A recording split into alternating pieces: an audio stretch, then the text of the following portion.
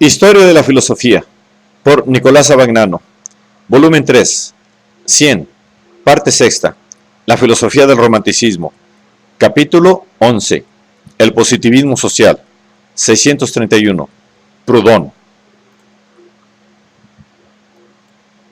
Contrasta con las tendencias comunistas de Fourier la orientación social de Pedro José Proudhon, 1809-1865. La primera obra de Proudhon, que es La propiedad, 1840, contiene la famosa definición: la propiedad es un robo. Pero esta definición se refiere no al origen de la propiedad, sino al hecho de que hace posible la apropiación del trabajo de los demás. Proudhon quiere, por tal razón, no la abolición de la propiedad capitalista, sino solamente la abolición del interés capitalista. Esto es, del rédito ilegítimo que la propiedad permite al capitalista obtener a costa del trabajo ajeno. La obra más importante de Proudhon es la que compone los 3 volúmenes que llevan por título La justicia en la revolución y en la iglesia, 1858.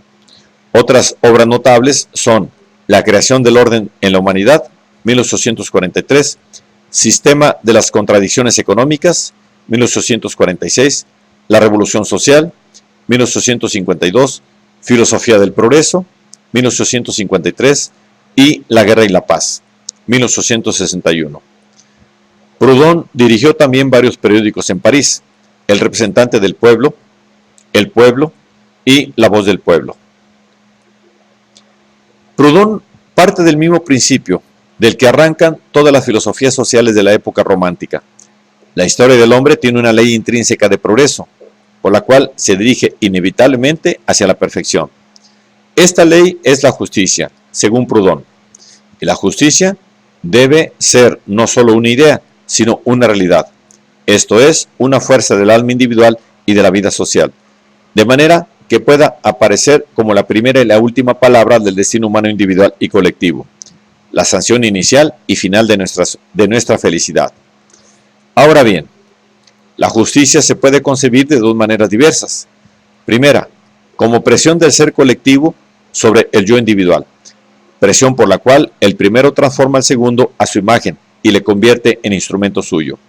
Segunda, como facultad del yo individual que, sin salir de su foro interno, siente su dignidad en la persona del prójimo con la misma vivacidad con que la siente en su propia persona, y se encuentra así, aunque conservando su individualidad, idéntico y conforme con el ser colectivo. En el primer caso, la justicia es externa y superior al individuo, y reside en la colectividad social, considerada como un ser sui generis, o en el ser trascendente de Dios. En el segundo caso, la justicia reside en la intimidad del yo, homogénea a su dignidad, igual a esta misma dignidad multiplicada por la suma de las relaciones que constituyen la vida social. El primer sistema es el de la revelación y el segundo el de la revolución. Todas las religiones están fundadas en la trascendencia de la justicia, es decir, en la exterioridad, respecto al hombre y a su vida social, de la ley que debe regularlas. El segundo sistema, el de la revolución, afirma la inmanencia de la justicia en la conciencia, en la historia humana. Solamente este último sistema puede servir de fundamento a la teoría de la justicia innata y progresiva, ya que, dice Proudhon, si la justicia no es innata en la humanidad, si es superior a ella, externa y ajena, se sigue de ello que la sociedad humana no tiene leyes propias, que el sujeto colectivo no tiene costumbre, que el estado social es un estado contra la naturaleza, la civilización, una depravación, las palabras, las ciencias y las artes, efectos de lo irracional y de la inmoralidad. Proposiciones todas estas desmentidas por el sentido común.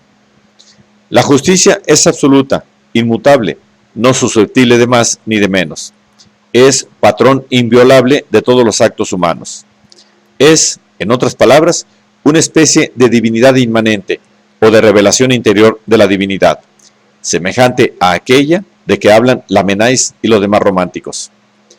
Pero esta revelación, más que acontecer en la razón individual, acontece en la que Proudhon llama razón pública, que es diferente en cualidad y superior en potencia a la suma de todas las razones particulares, que la producen con sus contradicciones.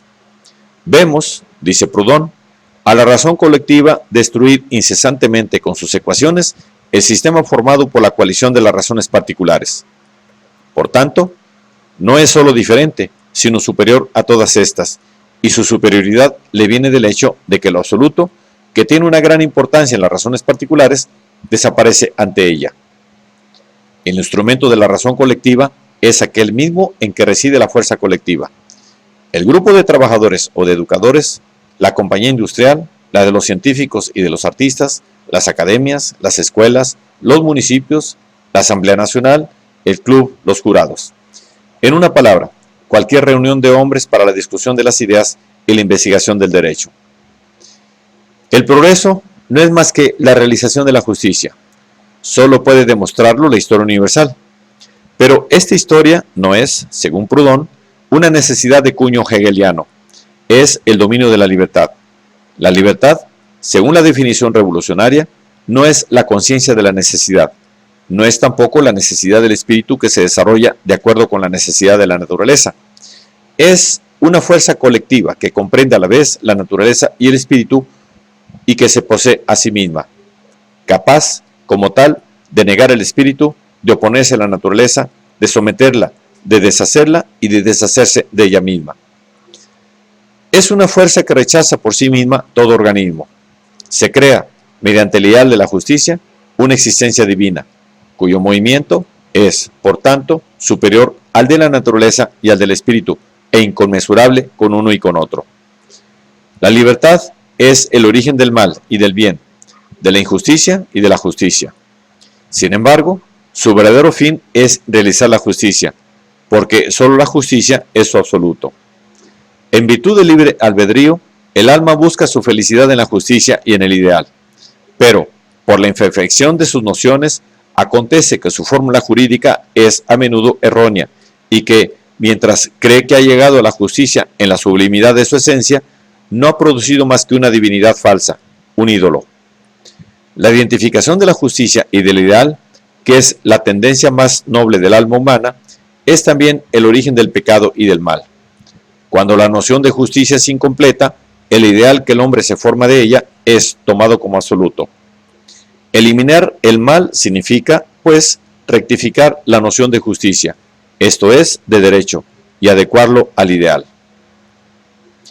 La Revolución Francesa, según Proudhon, empezó este proceso de adecuación, que es menester continuar y llevar a término.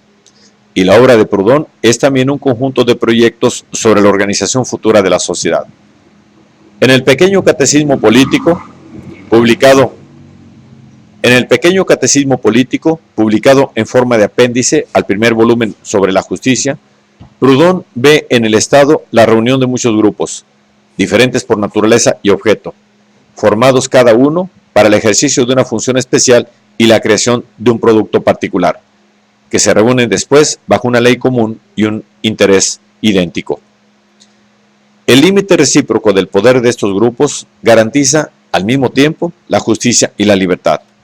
Además, la idea revolucionaria de justicia, renovando el derecho civil, así como el derecho político, ve en el trabajo, y solo en el trabajo, la justificación de la propiedad. Niega que sea legítima la propiedad fundada en el arbitrio del nombre y considerada como una manifestación del yo. Por esto ha abolido la propiedad eclesiástica, pero no estaba fundada en el trabajo y ha convertido, hasta nueva orden, en salario el beneficio del sacerdote.